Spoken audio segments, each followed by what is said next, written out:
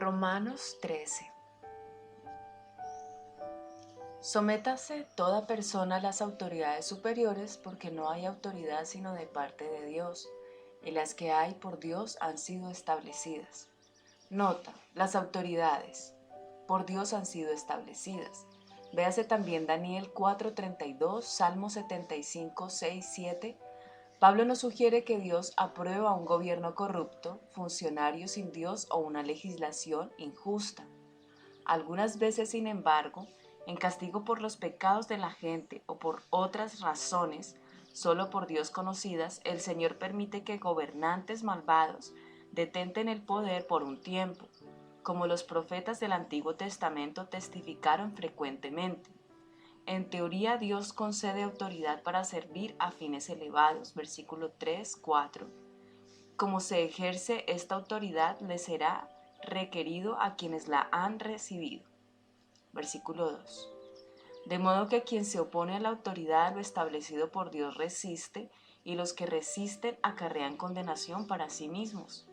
Nota: aunque obedecer a las autoridades de este mundo es la regla general, un claro principio bíblico es que deberíamos desobedecer si el gobierno obliga a pecar, porque la lealtad hacia Dios siempre tiene prioridad sobre cualquier autoridad humana. Véase Esther 4:16, Daniel 3:12, 18, 6:10, Mateo 2:12, Hechos 5:29, Hebreos 11:23. Versículo 3. Porque los magistrados no están para infundir temor al que hace el bien, sino al malo. ¿Quieres pues no temer la autoridad?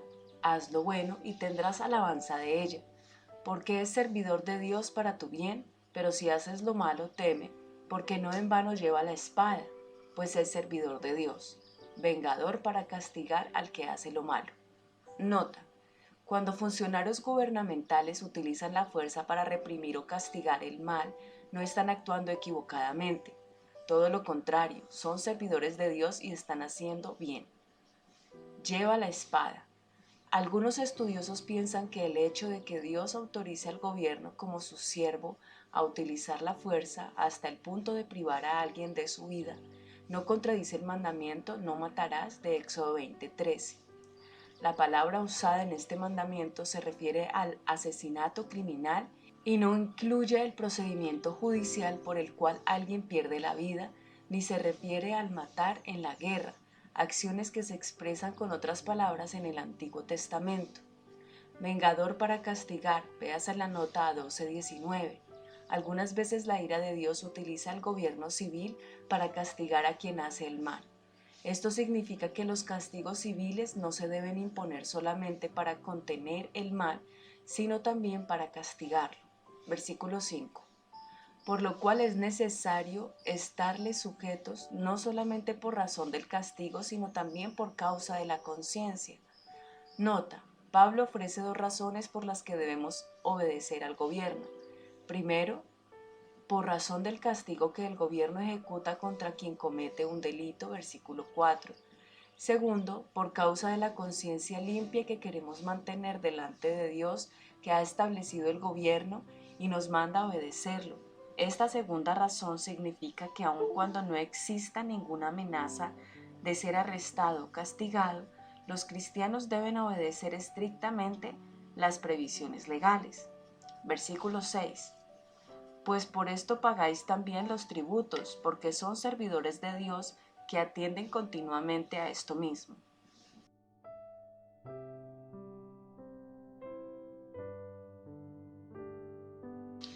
Pagad a todos lo que debéis, al que tributo, tributo, al que impuesto, impuesto, al que respeto, respeto, al que honra, honra. Nota: Pablo exhorta a sus lectores a cumplir sus deberes con el Estado.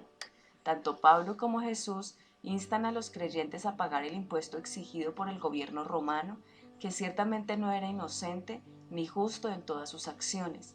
Al igual que con todos los mandamientos de Dios, debemos de obedecer en esto con alegría, no a regañadientes.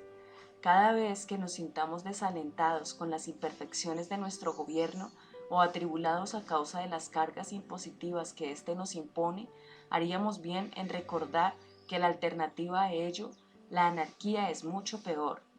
Véase Jueces 17:21, versículo 8. No debáis a nadie nada, sino el amaros unos a otros, porque el que ama al prójimo ha cumplido la ley. Nota, no debáis a nadie nada. El tiempo presente de la prohibición debe ser traducido como no continúes debiéndole a nadie nada. El versículo probablemente no prohibía todo tipo de deudas, pero ciertamente no aprueba una actitud condescendiente ante el endeudamiento o la idea de que endeudarse es algo normal. Léase Salmo 37, 21.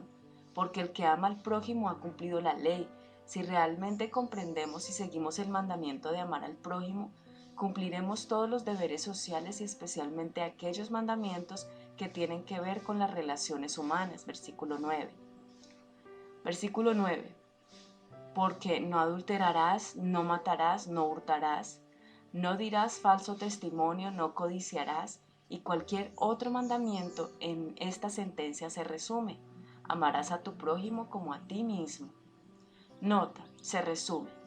El amor comprendía la ley moral de Dios, aunque lo que sirve de síntesis no debe contradecir ningún aspecto de lo recopilado.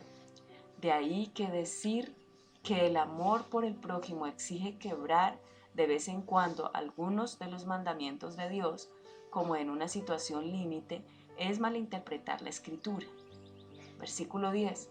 El amor no hace mal al prójimo, así que el cumplimiento de la ley es el amor. Y esto conociendo el tiempo, que es ya la hora de levantarnos del sueño, porque ahora está más cerca de nosotros nuestra salvación que cuando creímos. La noche está avanzada y se acerca el día. Desechemos pues las obras de las tinieblas y vistámonos las armas de la luz. Andemos como de día honestamente, no en glotonerías y borracheras, no en lujurias y lascivias, no en contiendas y envidia, sino vestidos del Señor Jesucristo y no proveáis para los deseos de la carne. Nota.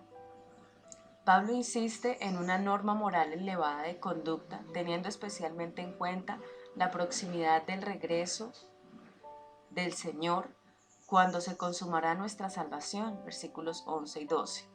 El camino de la excelencia moral tiene dos vías, versículo 14. La positiva: debemos vestirnos del Señor Jesucristo, someternos a la voluntad, aceptar sus normas morales, vivir en constante compañerismo con Él y depender de su fuerza.